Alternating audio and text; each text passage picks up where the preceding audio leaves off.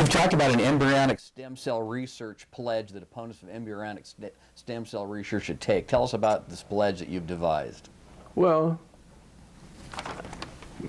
you know, the people who oppose embryonic stem cell research are conservative religionists.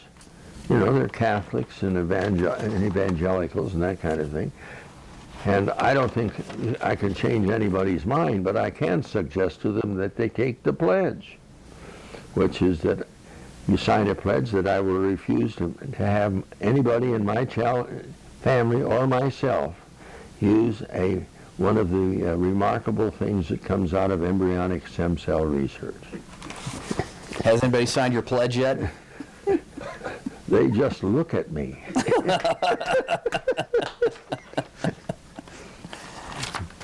You've also been very, very generous in your donations to Bold, Nebraska. What's that been all about? Well, that's a single person in many ways, Jane Klebb. Mm-hmm.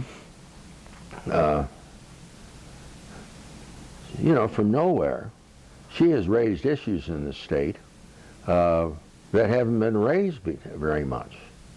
And she is very bright, and she has a long history or a long record of understanding government at all levels. And her raising the issue of the pipeline is just one example of, you know, where she's going. Do you see global warming as a threat to our planet and to our future as a country? Hell, it's a threat to our civilization.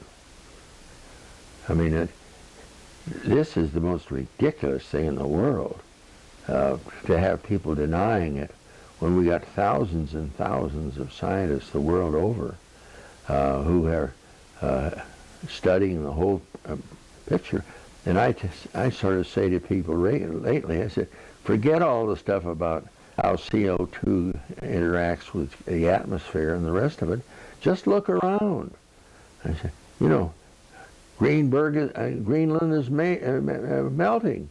Alaska's glaciers are melting. We're in danger of exposing soils which are rich in methane. There are huge blocks of Antarctica falling, coming off. One of them the size of Rhode Island recently. Another one the size of Manhattan, you know. I mean, I can say that just from my own personal experience living in Nebraska, the winters now are a lot milder than the ones that I grew up with in the 1960s, 70s, and 80s. Yeah. Well, they have never, ever... As a matter of fact, there's a study been done by the Russians when they went down and took probes of ice cylinders down to I think almost 2 miles in the Antarctic, in which they were able to look at CO2 during a period of 500,000 years. And they never, ever found anything equal to what it is now. And, you know, when you start like that senator from Oklahoma calling it a hoax, he ought to be examined. Or else he should do his homework. Yeah, well, there's quite a gulf between scientists and the rest of us. And there are so many people that are absolutely science illiterate that they're very hard for them to understand that the process that goes on in real scientific work to determine the truth of things as they go. And they find things that they disagree on, and they keep probing and probing and probing. And but there isn't any doubt about it. You know, for another one, the ocean is warming. And the ocean warming is bringing more atmosphere over the land. And this is bringing some of these storms that you won't ever believe. You know, it almost destroyed Queensland in Australia. Los Angeles had a 20-inch rainfall last year. Well, Hurricane Sandy in the Northeast. Oh, here, yeah. late Well, last my year. God, you know, a monster. Yeah. And Hurricane Katrina in Louisiana in 2005. Oh, sure. Yeah. Well, the great warming of the American Plains area during this last summer. I certainly hope that that doesn't happen again. But, you know, we've also seen things like Nashville, Tennessee get 15 inches in a matter of a few hours. And I'll tell you, if we had a 15-inch rainfall in the Papio Valley and around Omaha, we'd have a disaster that they'd never seen before. In fact, they'd float half the town down to the Platte. Jeez. Shifting gears, what politicians have you met that you admire the most? Well, Franklin Roosevelt, of course. Yeah. He was indeed remarkable. And he also surrounded himself with a group of remarkable men. Yeah. He would tell you how good he was. He was maligned by the conservative Democrats who cannot believe that the government had to step in. You look back on that thing and you realize that maybe the reason we haven't had a total collapse of our economy is because of all the things that have been established by the Roosevelt administration and by the Johnson administration. Unemployment insurance, Social Security, Medicaid, Medicare. yeah, Medicare, Right. a farm system that instead of being absolutely in total poverty in 1932 is now rich, and that isn't because farmers are any smarter. It's because of government policies. You know, the right-wingers hate Roosevelt, but he saved capitalism from his excesses. I mean, during the 1930s, I mean, we're seeing fascism and communism in Asia and Europe, and I think but for FDR's New Deal, we might have seen something similar to that happening in America. When people get desperate, they can do some pretty crazy things. So he's also saved the world from fascism in World War II. Clearly one of the greatest presidents in American history. Well, in modern times, I like that senator over in Iowa. Tom Harkin? Tom Harkin. Yeah. I think a great deal of him. Mm-hmm. I like that Senator Reid from Rhode Island. Yeah. Well, harkening back to the past, is Senator George W. Norris is one of your heroes, isn't he? Oh, yes. Yes, I read everything about him. I never forget a book called Integrity that was written by a senator from Oregon. And, you know, Norris just stood up for things that he believed in. And he may have been a little bit wrong once in a while, but he was right on most of the time. And he fought the battle of dam development. The TVA. The TVA, and also on the Missouri Wilson Dam, I believe it's called. He's also the father of rural electrification. Yes. Revolutionized the rural areas of the United States. Yes. He's certainly one of my heroes. I've always deeply Yeah. admired George W. Norris. Okay. How do you think President Obama's doing so far? I think he basically saved the economy from complete collapse in 2009 and 2010. Well, it's very obvious that that's the case, because that was one of the things that we don't appreciate until we hear a few numbers about it. Like, people in terms of housing lost $7 trillion in values on their homes. And I don't care how you slice it. That was god awful. And we don't hear a lot about that, except that it's true. And people are sitting there, you know, wondering whether they're going to ever get their money back if they ever sell their homes, or whether they're just going to break even.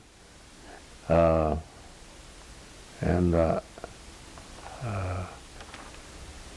you know, the whole picture of collapse of the financial system was remarkably held in place by what seemed like god-awful numbers.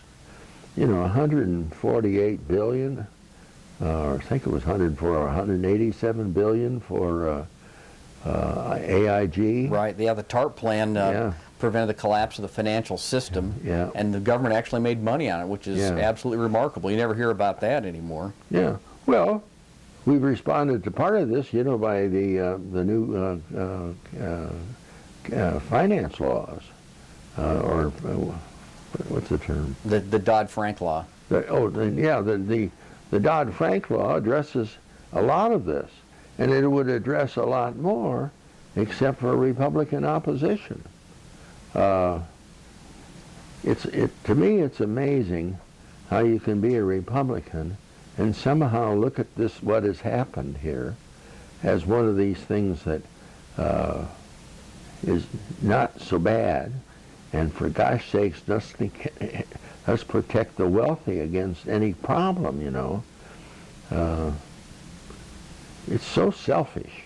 Yeah. I mean, it's just plain selfish. Yeah, the Republicans seem to think the role of government is to protect the wealthy and ignore everybody else, and that's just absolutely wrong. Yeah. Why do you believe that Obamacare and universal health care is good for the United States? Well, you start with one thing right off the bat. Having most of the people with better health care is good for the nation. A healthy person, a person whose health has been looked after, and I'm talking about every little thing from diet to you know what, to vaccinations and all the rest of it. That is very good for the whole country. It cuts down on diseases. It provides begins to bring to life a person who can hold a job and work and so on. It's the saddest part is that it wasn't done sooner. Took years of struggle. Yeah, well, and then the other thing that's sad is that we have not faced up to the cost of health care by allowing particularly insurance companies to continue to charge large premiums for health care. One of my daughters pays something like $800 a month. I had a woman who worked for me. It was $1,500 a month, and because I got plenty of glue, I looked after her, you know. But and another thing is, I mean, in the future we're going to have to bring health care costs down. You know, I think they're in the range of 17 or 18% of the gross national product now. A country like France, which has a remarkably good health care program, incidentally, that was brought about by the very careful restriction of insurance companies. Each one of them had a way of doing it, like England, you know, by national claim and so on. But I mean, they spend I think France is 11%. Yeah, they spend a lot less than we do, and they have better outcomes than we do. There's one of the things about France that I really got a kick out of, because I've studied all of Europe and the Far East and so on, about, you know, in terms of health care. In France, the crime rate, people sent to prison, is 0.7 per 1,000 people. In other words, A lot lower than America's rate. 70 people I think 70 people per 1,000 that can end up going to prison. The United States is 5.9 or 5.8, I forget which. But getting kids through kindergartens, you know, and then nobody should say that they don't have problems.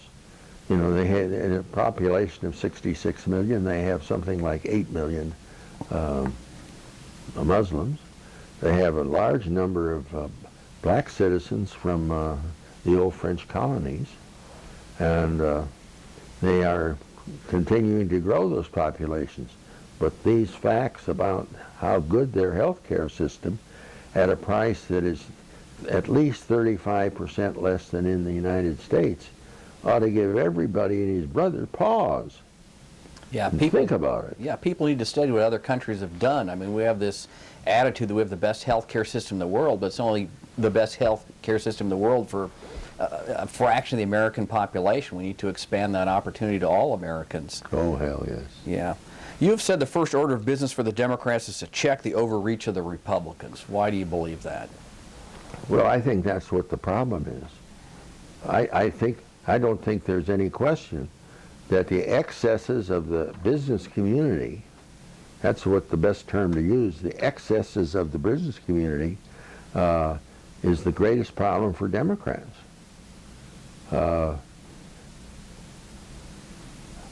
Look at the record. Yeah. Their opposition to any kind of good reform, of any taking care of everybody, of really thinking about an economy that flourishes because everybody has a chance in it. I mean, if you don't do that, you don't deserve to have any power. And we have a heck of a time getting that across because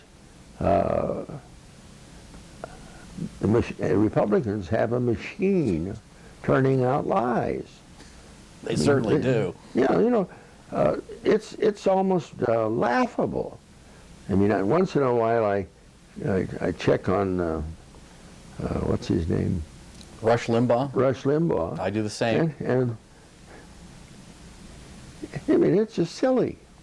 I mean, it doesn't have any reality, but it's the excesses of the business community. It's the business community that finances him. I remember going to a Washington dinner, and who sat at a table but Justice Thomas and Rush Limbaugh together? You know, I mean, you just have to take a couple of looks like that, and you realize there is a right-wing conservative effort to gain control of the society and the economy. Oh, sure. Yeah. Oh, sure. Yeah. You've predicted the pendulum here in Nebraska will eventually swing back, and the dominance of the Republican Party in Nebraska will end and will return to a two-party state. What does the Nebraska Democratic Party need to do in order to make the pendulum swing back and return to the days of the two-party state we had between the 1960s and the 1990s? Well, I think above all candidates, getting good guys, good candidates, who are not afraid to speak and to talk and to the other thing about it is to be decently financed. A guy can't run, a woman or a guy can't run for political office in this state unless he's got, or she has, decent amounts of money behind it. The other thing that generally will happen is that there'll be swings in the economy, and some of the swings will not be to the benefit of the Republicans, or there'll be long-term issues that have not been taken care of. You know, like in Nebraska, for example, the health care issue is a disaster and has been a disaster. And the care of the indigent and the sick, you know, that are poor, is also a disaster. In fact, that Beatrice fiasco cost us $150 million. And nobody, like our dear little Omaha World Herald, ever sat down and said, with a headline across the front of it, Republicans screw the state, Right. I don't think I should use that. Oh, you can say it. It's true. Yeah. I also, for example, great candidates have a way of talking that gets out regardless of anything. When you think about Iowa and Tom Harkin and that Republican over there, you almost think to yourself, how can that be? The one guy's to the left of Queen Victoria, and the other guy is a modern man, thinking about caring for everybody. I can't help believe that idea of care and looking after your interests and the best things for our state that will help you, those feelings are the ones that'll change the equation. Yeah, we need to get that message out. Yeah. Well, thank you so much for your time this morning, Dick. It's been an absolute pleasure. And this concludes the second edition of the Nebraska Democratic Party's Prairie Populist. Okay. I got a question for you, Dick. Ladies and gentlemen, the Republican Party has a rather disturbing pattern. What they've been doing over the last 4 years is threatening to hurt the economy and wreck the economy in order to force President Obama and the Democrats in the Congress to capitulate to their regressive agenda. They're trying to pass through hostage-taking what they could never pass through the regular congressional procedure. Recently, we had the fiscal cliff. In this case, the Republican Party is willing to send the economy into recession to protect tax cuts for the top 1% of Americans. Ultimately, the fiscal cliff bill passed. However, Adrian Smith and Lee Terry both voted against the fiscal cliff bill. They voted for a recession. They voted to increase taxes on all Americans. Now the Republicans have moved on to the next hostage-taking scenario. Now they're saying they will not raise the debt ceiling, vote to raise the debt ceiling unless President Obama cuts Social Security and Medicare. Once again, they're threatening to hurt the economy in order to force the Democrats to adopt their regressive agenda. There's a lot of misunderstanding about what raising the debt ceiling is truly about. And as Democrats, we need to get the message out about what the debt ceiling truly is and why it needs to be raised. The Republicans are misrepresenting what raising the debt ceiling actually constitutes. They tell these focus group misstatements that raising the debt ceiling is giving President Obama more authority to borrow more money or giving him a blank check. That, my friends, is completely false. What raising the debt ceiling is this. It's like receiving the credit card bill in the mail from the bank. We're paying for stuff that we've already agreed to pay for. We're paying for bills that have already been incurred. If we refuse to raise the debt ceiling, that's like getting the credit card bill in the mail, the mortgage bill in the mail, and not paying the bill. As individuals, if we don't pay for the mortgage bill that we get in the mailbox, our house gets foreclosed upon. If we don't pay the credit card bill, the bank sues us, our wages get garnished. Failure to raise the debt ceiling would have similar detrimental effects for the overall United States and world economy. The banks and Wall Street want to raise the debt ceiling. They say failure to raise the debt ceiling would make the stock market go, quote unquote, haywire. Failure to raise the debt ceiling would increase interest rates and cause a recession. It would also end the status of the U.S. dollar as the reserve currency of the world. It would have far-reaching and very negative economic impacts worldwide. We'd probably have a worldwide recession if the Republicans refused to raise the debt ceiling. Back in the old days, raising the debt ceiling was a very routine matter. The debt ceiling was raised 17 times during the presidency of Ronald Reagan. President Reagan urged the Congress to raise the debt ceiling because failure to raise the debt ceiling would cause a recession. The debt ceiling was raised 7 times during the presidency of George W. Bush without any conditions, without any spending cuts. Lee Terry, Adrian Smith, and Jeff Fortenberry all voted to raise the debt ceiling when George W. Bush was president without demanding any spending cuts or offsets. So I think these congressmen owe us an answer. Will they agree to raise the debt ceiling once again without any conditions, without demanding any spending cuts? And the one thing I'll say about our Republican congressmen, they constantly talk about we need to cut spending, but they never give us any specifics about what they want to cut. What they don't tell you is that 2/3 of federal spending after we pay for interest in the national debt, which is mandatory, is on Social Security, Medicare, Medicaid, and defense. What the Republicans don't tell you, if they want to balance the budget through spending cuts alone, they'll have to be big cuts in entitlements and defense. But they don't want to get specific because they know that spending cuts in the abstract are popular, but once you get specific, they're very unpopular. It would be politically untenable for these Republican congressmen to tell us where they really want to cut. What we need to do to win this debate over the debt ceiling is to increase the pressure on the Republican Party by calling them deadbeats for not paying the bills that our country has already incurred, because that's what they are. The Republicans are deadbeats.